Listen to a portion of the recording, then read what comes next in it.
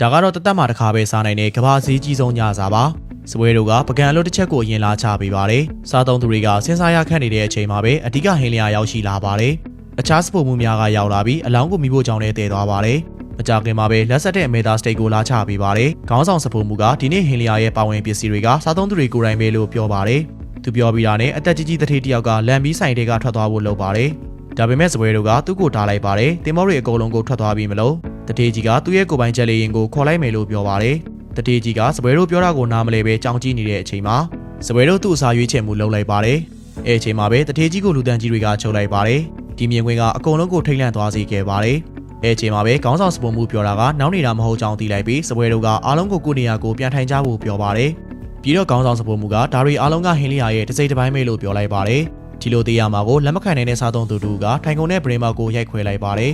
အားကုန်တုံးပြီးလှုပ်လိုက်ပေမဲ့လည်းဗရင်မောက်ကတော့မကွဲသွားခဲ့ပါဘူးခေါင်းဆောင်စပုံမှုရဲ့လက်ခုပ်တန်တစ်ချက်နဲ့အတူတထေးကြီးကတောင်မှတက်ခံထားရပြီးလေထဲမှာချိတ်ဆွဲခံထားရပါတယ်ခေါင်းဆောင်စပုံမှုကဒီလူဟာဒီစားတောက်ဆိုင်နဲ့ဒီကျွန်းရဲ့ရင်းနှီးမြှုပ်နှံသူဖြစ်ပြီးစပုံမှုရဲ့ဟင်းလျာကိုမေကွန်းထုတ်ခဲ့တာကြောင့်ဒီလိုဆက်ဆံခံရတာလို့ပြောပါတယ်ခေါင်းဆောင်စပုံမှုရဲ့မေးပေးချက်နဲ့အတူတထေးကြီးဟာရေထဲကိုနှိမ့်မြုပ်သွားပြီးစားသုံးသူတွေဟာလည်းကြောက်လန့်သွားပါတယ်လူမဲတထေးကြီးဟာမငြိမ်ခံနိုင်တော့ပဲခေါင်းဆောင်တထေးကိုလိုချင်တဲ့ငွေမောက်ကိုပြောပြီးသူ့အသက်ကိုချမ်းသာပေးဖို့ပြောပါတယ်စားသုံးသူတယောက်လည်းရေထဲကိုမြုပ်သွားတဲ့တထေးကြီးဟာကမ္ဘာထိပ်တန်းစီရင်ဝင်တထေးကြီးတူဖြစ်တယ်လို့ဆိုပါတယ်စားသုံးသူတွေမျှော်လင့်ချက်မဲ့နေတဲ့အချိန်မှာပဲခေါင်းဆောင်စပုံမှုဟာသူတို့အားလုံးကိုအပြင်ခေါ်ထွက်ပြီးသူတို့ကိုမဖမ်းခင်45စက္ကန့်အချိန်ပေးမှမလို့အဲအတွင်းထွက်ပြေးကြဖို့ပြောလာပါတယ်ပြောလို့တော့မဆုံးသေးခင်မှာပဲယောက်ျားတွေဟာသူတို့ရဲ့မိန်းမတွေကိုထားခဲ့ပြီးထွက်ပြေးသွားခဲ့ကြပါတယ်ခေါင်းဆောင်စပုံမှုကကြံခဲ့တဲ့အမျိုးသမီးတွေကိုစားတောက်ဆိုင်နဲ့ပြန်ခေါ်ဝင်ပြီးညစာဆက်စားခိုင်းခဲ့ပါတယ်အချိန်ပြေးတာနဲ့စပုံမှုတွေအားလုံးဟာချက်ချင်းပဲမုံဆိုးတွေအဖြစ်ပြောင်းလဲသွားကြပါတယ်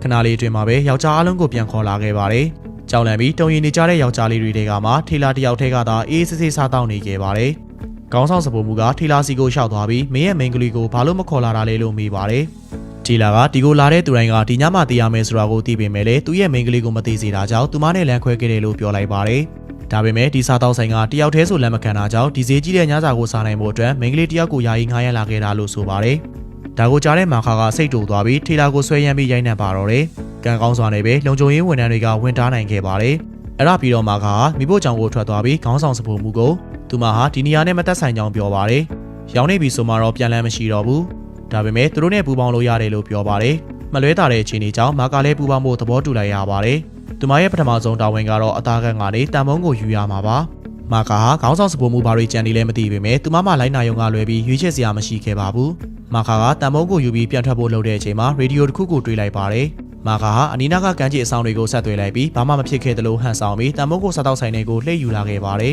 ။အဲချိန်မှာပဲကယ်ဆယ်ရေးလေရဲ့အတန်ကတိုက်ဆိတ်မှုကိုထိုးဖောက်လာခဲ့ပါတယ်။ခေါင်းဆောင်စပုံမှုကအားလုံးကိုသွေးစွန်းသွေးကက်တွေကိုတန်ရှင်းပြဖို့အမိန့်ပေးလိုက်ပါတယ်။ပြီးတော့စားသုံးသူတွေကိုတန်တရားဖြစ်စရာလုပ်ရတွေမလုပ်ဖို့တတိပေးပြီးသူ့အမိန့်တိုင်းမလုပ်ရင်အကုန်လုံးကိုအချိန်မကျသေးခင်မှာတက်ပြစ်မယ်လို့ချိန်ချောက်ပါတယ်။ကယ်ဆယ်ရေးရဲတွေစားတောက်ဆိုင်နဲ့ဝင်လာတာနဲ့အားလုံးဟာလည်းခေါင်းဆောင်စပုံမှုရဲ့ချိန်ချောက်မှုကြောင့်ထပ်မပြောရဲကြပါဘူး။ကယ်ဆယ်ရေးရဲကအားလုံးပုံမှန်ဖြစ်နေတာကိုတွေ့ပြီးပြန်ထွက်ဖို့လုပ်ပေမဲ့သူသဘောကျရတဲ့ရုပ်ရှင်မင်းသားကိုတွေ့သွားတာကြောင့်ဘောဘင်နဲ့စာရွက်ကိုယူပြီးသူ့ရဲ့လက်မှတ်ကိုတောင်းလိုက်ပါတယ်။ရုပ်ရှင်မင်းသားကလည်းအကြံရသွားပြီးစာရွက်ထဲမှာကယ်ပေးဖို့အကူအညီတောင်းတဲ့ message ကိုရေးလိုက်ပါတယ်။ကယ်ဆယ်ရေးရဲကလည်းအခြေအနေကိုနားလည်သွားပြီးခေါင်းဆောင်စပုံမှုကိုတနက်နဲ့ချိန်လိုက်ပါတယ်။အားလုံးကသူတို့ကယ်တင်ခံရပြီးလို့တွေးနေစဉ်မှာပဲရဲကတနက်ကိုမာကာစီချိန်လိုက်ပါတယ်။ဒီလူကလည်းစပုံမှုတွေကတယောက်ဖြစ်နေပါတယ်။ဒါတွေအားလုံးကခေါင်းဆောင်စပုံမှုရဲ့နောက်ဆုံးဟင်းလျာအတွက်အစီအစဉ်တစ်ခုသာဖြစ်နေခဲ့ပါတယ်။အားလုံးရဲ့စိတ်တွေဟာလည်း roller coaster စီးနေရတယ်လို့ပါပ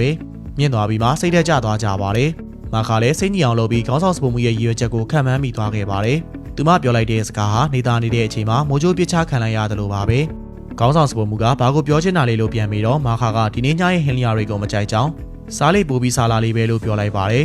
ဒါကိုကြားပြီးခေါင်းဆောင်စပုံမှုကမာခါကိုဘာစားချင်တာလဲလို့မေးလိုက်ပါတယ်cheese burger စားချင်တယ်လို့ပြောလာတာကြောင့်ခေါင်းဆောင်စပုံမှုလေးမိဖို့ကြောင့်နဲ့ဝင်သွားပြီးစပြီးချက်ပြုတ်ပါတော့တယ်ကြွကြကြချင်းလေးလေးမမြန်နဲ့ချက်ပြုတ်နေတဲ့ပုံဟာသူ့ရဲ့အရင်ကိုယ်ပိုင်ပုံစံကိုပြန်ရောက်သွားသလိုပါပဲမာခါဒီလိုလုပ်ရတဲ့အကြောင်းရင်းကတော့ခေါင်းဆောင်စပုံမှုရဲ့အမိန့်တိုင်းသွားလုပ်နေတဲ့အချိန်မှာသူ့ရဲ့အတိတ်ကိုမတော်တဆတွေ့သွားခဲ့လို့ပါပဲဘ